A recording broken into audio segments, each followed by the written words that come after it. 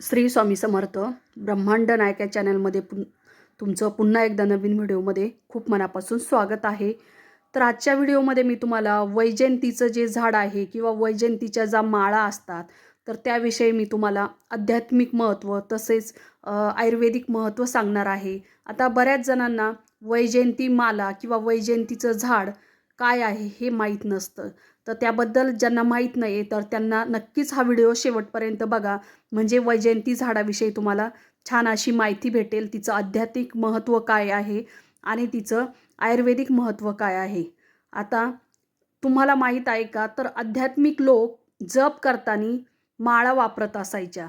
त्यातले जे मणी असतात ते एका वनस्पतीच्या बिया असतात. तर त्याच वनस्पतीचे नाव आहे वैजयंती. आता वैजयंती हे एक सुंदर औषधी आणि धार्मिक असलेली वनस्पती आहे. आता वैजयंती ही गवतासारखी उंच वाढते. तिला मण्यांसारखी कठीण आणि चमकदार बिया लागतात. थोड्याशा राखाडी रंगाच्या असतात, थोड्याशा काळपट पण असतात आणि थोड्याशा चमकदार पांढऱ्या रंगाच्या असतात. आता त्यातील काडीचा धागा जो असतो तर तो काढून त्या दोऱ्यात गुंफून वैजयंती माला तयार करत असतात. ही धार्मिक कार्यात वापरले जाते. तसेच वैजयंतीबद्दल तुम्हाला मी आज माहिती सांगणार आहे. त्यासाठी व्हिडिओ शेवटपर्यंत नक्कीच बघा. जर नवीन असाल तर व्हिडिओला लाईक आणि सबस्क्राईब जरूर करा. तर आज मी तुम्हाला त्याबद्दल थोडीशी माहिती सांगणार आहे. तर सगळ्यात आधी वैजयंती माळा कोठून आली किंवा कोणाच्या गळ्यात होती, तर ही माळ भगवान श्रीकृष्णाच्या गळ्यात होती.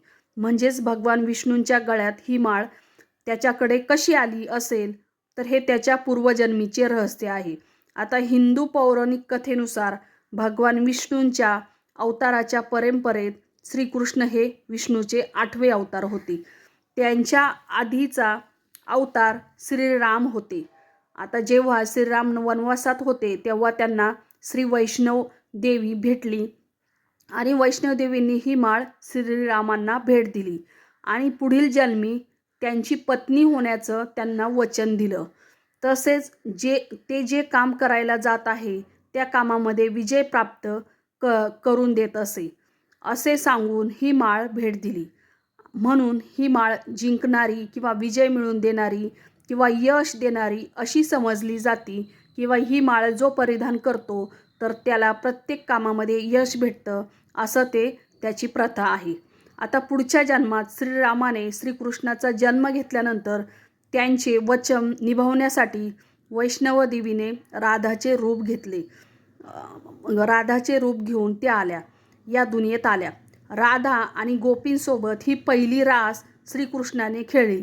त्यावेळेस राधाने ती वैजयंती माला श्रीकृष्णाच्या गळ्यात घातली. तेव्हापासून ती माळ त्यांच्या गळ्यात आहे आणि ही माळ गळ्यात असल्यामुळे ते नेहमी विजयी होत असेत. तर अशा प्रकारे वैजयंती माळेचे धार्मिक महत्त्व आहे. त्यामुळेच तर त्याला आध्यात्मिकही खूप सारं महत्त्व आहे. आता दुसरी एक कथा म्हणजे एकदा दुर्वास ऋषींनी ही वैजयंती माळ इंद्रदेवांना दिली. आता इंद्रदेवांना ती आवडली नाही किंवा ती पसंत पडली नाही, म्हणून त्यांनी ती माळ ऐरावताच्या गळ्यात घातली. आता ऐरावताला ही माळ आवडली नाही, म्हणून त्याने ही माळ काढून पायदळी तुडवली. आता पायदळी तुडवल्यामुळे दुर्वास ऋषींना यांचा खूप राग आला आणि या माळेमध्ये लक्ष्मीचा वास आहे असे सांगून त्यांना इंद्रदेवांना शाप दिला की तुझ्याकडे लक्ष्मी कधीच असणार नाही आणि तू ह्या माळेचा अपमान केला आहे. आता त्यांना हा शाप दिला, त्यामुळे इंद्रदेवांचे बरेच नुकसान झाले. त्यानंतर इंद्रदेवांना त्याचा खूप पश्चातापही झाला होता आणि नंतर काही दिवसांनी ते शापमुक्त झाले. अशा प्रकारे यातील काही कथा आहे. तर कृपा सौंदर्य यांची देवता म्हणजेच लक्ष्मी या माळेत वास करते. ही माळ स्वतः देवाने घातल्यामुळे ती खूप पवित्र मानली जाते. आता या माळेचे ग्रहदोष निवारण्यासाठीही खूप सारे महत्त्व आहे. तर ग्रहदोष निवारण्यासाठी वैजयंतीच्या ज्या माळेचे दाणी आहेत त्या माळेने जप केल्याने किंवा ती धारण केल्याने शनीचा त्रास व ग्रहदोषांचा प्रभाव हा कमी होत असतो. तसेच त्यांचा आत्मविश्वास हा वाढत असतो.